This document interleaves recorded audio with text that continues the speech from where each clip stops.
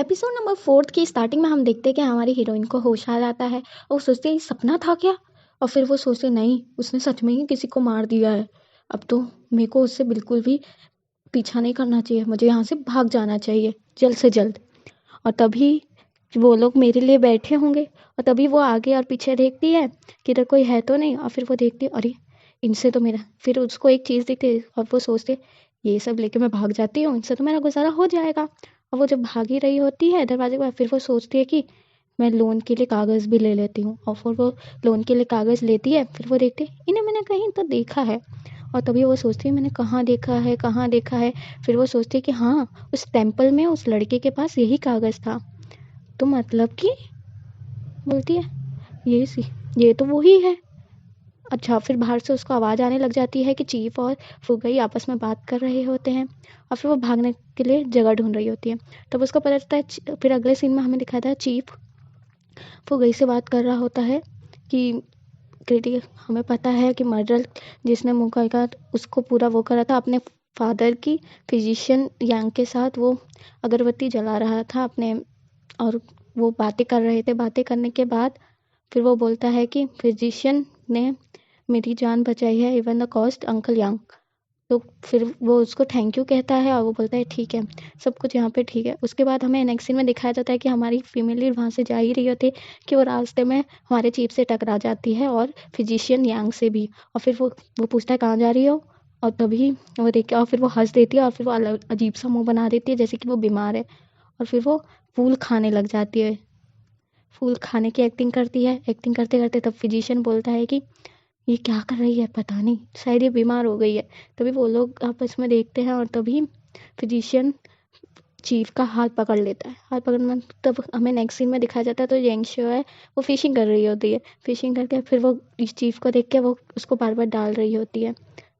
फिर तभी वो वहाँ से भाग ही रही होती है। तभी चीफ बोलता है रुक जाओ, तुम्हें मेरे वर्ड्स तो समझ आ ही गए, मतलब तुम झूठ कह रही हो। तब वो वापस अपनी बड़ी सी स्माइल दिखा देती है। बड़ी सी स्माइल दिखाने के बाद हमें नेक्स्ट सीन दिखाया जाता है कि गॉडफादर तुम्हें कुछ भी चाहिए हो, कुछ भी पूछना हो तो तुम मुझसे पूछ सकते हो। ऐसा नहीं है कि तुमने मुझे कल एंकर ने तुम्हें मारा और मेरे को तो तभी चीफ पता तुम्हें कैसे पता था पहले से। तभी वो बोलते हैं कि मैं तो सबका भविष्य देख लेती हूँ, बस उनका हाथ ही टच करते ही। और तभी जो चीफ होता है ना, वो उसका ज़बरदस्ती से हाथ पकड़ लेता है और पूछता है कुछ दिखा क्या तुम्हें। और उसके बाद फिर वो बोलता है ये मेरे साथ मजाक मत क्या करो, तुम्हें पता है मुझे मजाक पसंद नहीं है। तभी वो तभी वो बोलती है तुम मेरे से प्यार करने लगोगे, मैंने देखा है कि तुम मुझसे प्यार करोगे, तुम मेरे साथ बहुत ही ज़्यादा लव में हो जाओगे। तभी वो बोलता है चुप रहो, कुछ भी बोलती रहती है अनाप। तभी वो हंस देती है। तभी फुगई अपनी तलवार निकाल लेता है कि कुछ भी कहती है ये लड़की तो तभी वो तो देख के वो शांत होकर हट रहे। फिर वो बोलती है कि ये पूछता है कि तुम्हारा लवर इधर ही रहता है। तभी बोलता है तभी हमारी फीमेल लीड बोलती है कि कुछ भी बोलो मत, मैं किसी का इंतज़ार कर रही हूँ। तो तभी वो बोलता है अच्छा कब, कहाँ से, तुम्हें किससे प्यार हो गया। और तभी बोलते हैं आज तुम मुझे सर्व करोगी।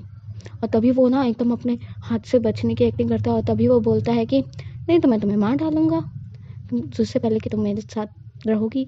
और उसके बाद फिर वो हाँ करके वहाँ से चला जाता है। और तभी फुगी सोचता है किसी को भी आने नहीं देते अपने रूम में, इस लड़की को क्यों बुला रहे हैं। फिर वो हंस के अपने आप को ही थप्पड़ मार के बोलता है अरे मैं कुछ भी सोचता रहता हूँ। फिर हमें अगले सीन में दिखाया जाता है कि हमारी फीमेल लीड की गोद में चीफ लेटा होता है और वो उसका कंधा दबा रही होती है। और वो बोलता है कि मुझे ना गंदे लोग बिल्कुल पसंद नहीं हैं जो मेरी डिसरिस्पेक्ट करें। तभी वो बोलती है कि गॉडफादर अब थक गए होगे, मेरे को जाना चाहिए। और तभी वो बोलता है कि चुपचाप से मेरा कंधा दबाओ। फिर वो हंसते हुए वापस से हाँ कर देती है। फिर वो बोलता है कि जो तुमने नर्सरी राइम गाई थी वो वापस से गाओ। फिर वो वहाँ पे नर्सरी राइम गाने लग जाती है। फिर गाते गाते हमारा मेन लीड यानी कि हमारा चीफ वापस वही सपना देखने लग जाता है जब वो छोटा होता है। और फिर वो कहता है कि आज से यही तुम्हारा घर है। फिर वो देख सुनती है कि अरे ये तो वो उसी लड़के ने कहा था। तभी चीफ आके खोल लेता है और उसके गोद में से उठ जाता है। बोलता है कि कुछ नहीं, जान दो। फिर वो बोलती है कि मैं जा रही हूँ, आप प्लीज़ रेस्ट कीजिए। तभी वो बोलता है रुक जाओ, कहाँ जा रही हो तुम। और तभी वो बोलता है मैंने सोच लिया है तुम्हारी फ्यूचर के बारे में। तुम चाहो तो तुम आज से यही तुम्हारा घर है, यही तुम्हारा कमरा है, तुम आज से इसी कमरे में रहोगी। और तभी वो सुन के तो एकदम हैरान हो जाती है और वो बोलती है क्या कह रहा है, कुछ भी कहता रहता है। और इसी के साथ हमारा ये एपिसोड यहीं पे ख़त्म हो जाता है। तो अगर आपको मेरे वीडियोस अच्छे लगते हों या फिर वीडियोस अच्छे लगते हैं तो प्लीज़ लाइक, सब्सक्राइब और press the bell icon. Thank you for watching.